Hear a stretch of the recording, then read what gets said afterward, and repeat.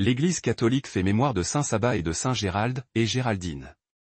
Né en 439, près de Césarée de Cappadoce, au centre de l'actuelle Turquie, Sabba entre à 18 ans au monastère.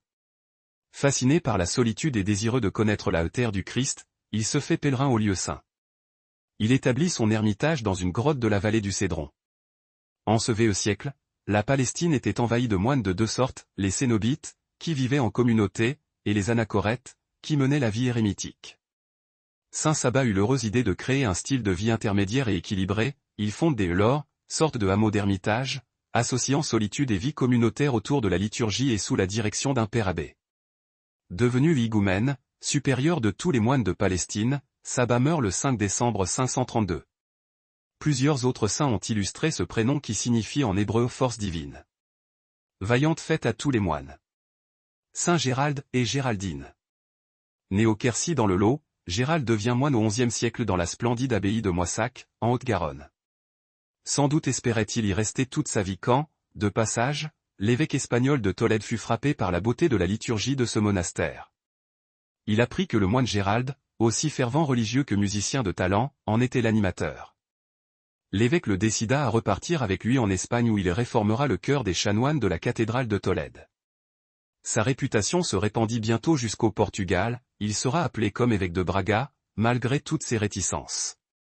Il aura fort à faire dans son diocèse, tant pour réformer les abus introduits dans la nomination des prêtres par les seigneurs, que pour lutter contre ces mêmes seigneurs, débauchés et pillards.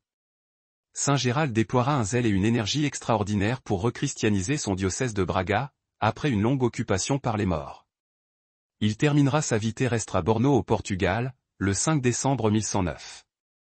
Gérald est un prénom d'origine germanique, qui signifie lance, guéri, et qui gouverne, ou halte.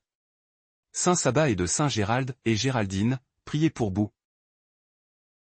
Évangile. Pour entrer dans le royaume des cieux, il faut faire la volonté de mon Père.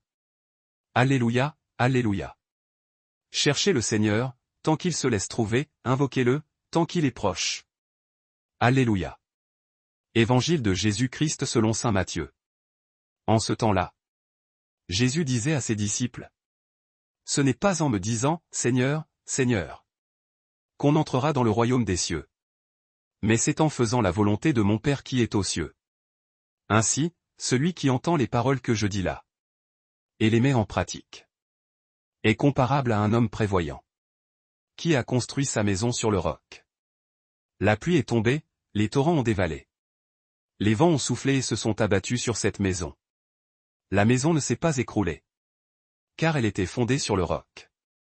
Et celui qui entend de moi ces paroles, sans les mettre en pratique, est comparable à un homme insensé, qui a construit sa maison sur le sable. La pluie est tombée, les torrents ont dévalé.